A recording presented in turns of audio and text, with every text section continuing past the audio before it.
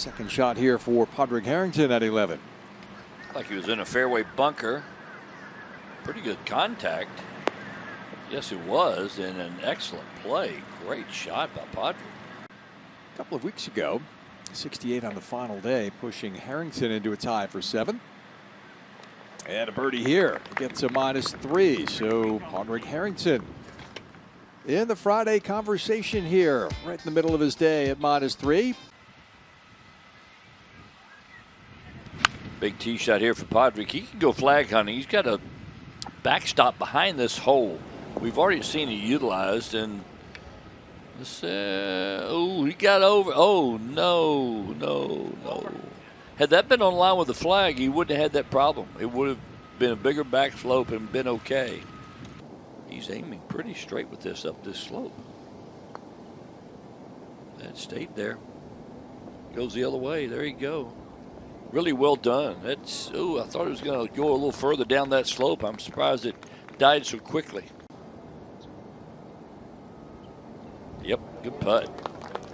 So 3 players now at -4. Harrington, Choi, and Shane Birch, whose work for the day is complete. Would birdie his first 3 holes of the day. Padraig Harrington in the mix. Beauty here at the 4th. Yeah, thought he might take a run trying to drive this green. He elected to lay up off the tee. Knew what he was doing, obviously. Choice here of shot shape. Well, he launched it really high. Ooh. Should stay up. We see the penalty area down there, but it hit up high enough, and I think that's rough there. One of the co-leaders at 6 under. Taking a really big practice swing on this, trying to sit down in that rough. Just kind of stabbed it. Not the best effort. Good putt would make up for the rest. Well, it was a good putt. It was an excellent read. We've seen a couple of misreads here and worked hard to get that birdie. We'll let one go here. See that left foot jump around. That may be right. Well, we're yelling at people in trees, and there it is in the 210 off of the wood chips over some trees. Why didn't he took a big whack at it? Like maybe he can reach the green. That would be an incredible shot. Incredible. Well, he almost got there right in front. Got a straightforward pitch. Back to 16. Harrington's in good shape here. He's got to come up over a pretty good ridge. Short of this hole, and that may not make it. Barely got to the top of it, Phil. Things really, when you're going well, sometimes slow down for you, and you're able to see everything better, but not the case for Shane. And Padraig Harrington has just pulled within 1 of the lead by making that putt. So a little swing here at 16. Which will then turn this into a birdie hole if he hits one good shot here. And that's right where I think he wanted it. That was his controlled swing. A little more under control there. Just kind of cut it back into the middle of the fairway. Beautiful shot. Well, Birch is chipping right down the same line. Now Harrington just short shot. This is where he's been good today with these. And he had a little downhill lie there to help him into the wind and took advantage of it. Beautiful touch. Yeah, that was great right there.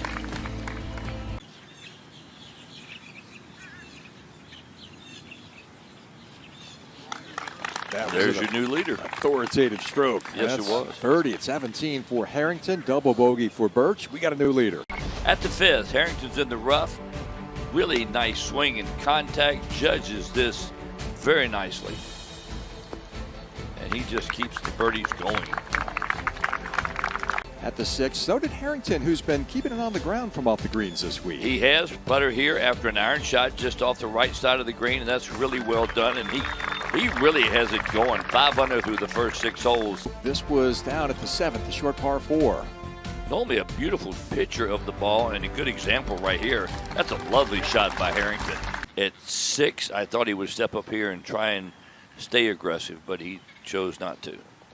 So I'm wondering if maybe he was influenced by the line that Harrington hit his tee shot on, because it looked like it went on that downslope into the water, and it didn't. The length that all of a sudden puts the next 2 holes at a big advantage for him, so try and do your damage there. That's up in the air. Might take a while for that to come down.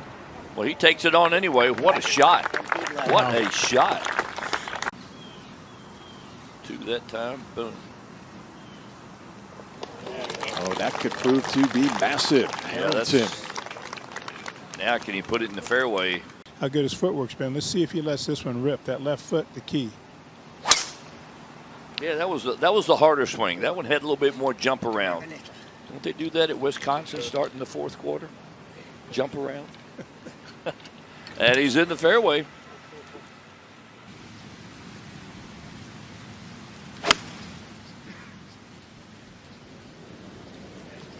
The hang time clock on his irons. Comes up just a hair short, but he can get putter on it, stay wrapped it just off the edge. Very makeable here is to swing to his left, coming back up the hill. 17 under, by the way, was the winning score each of the last 3 years. Back in 2019, Langer went 19 under here. That's the tournament scoring mark, and Harrington is within one of equaling that. Very much in play. It's very much in play. I think he has a 5-wood in there that probably needs to keep away from that bunker. This looks like it's according down a tracer right at it. Looks like it might reach it. It did, and the tracer was correct. Looks like it's just good contact. Key.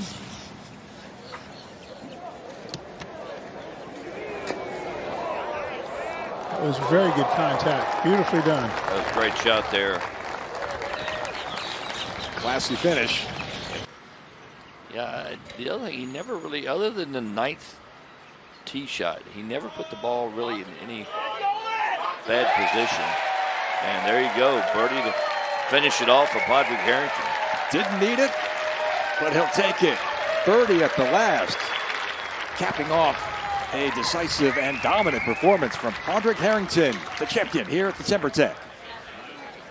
The largest we've seen all season long. And just for style points, 3 at the last.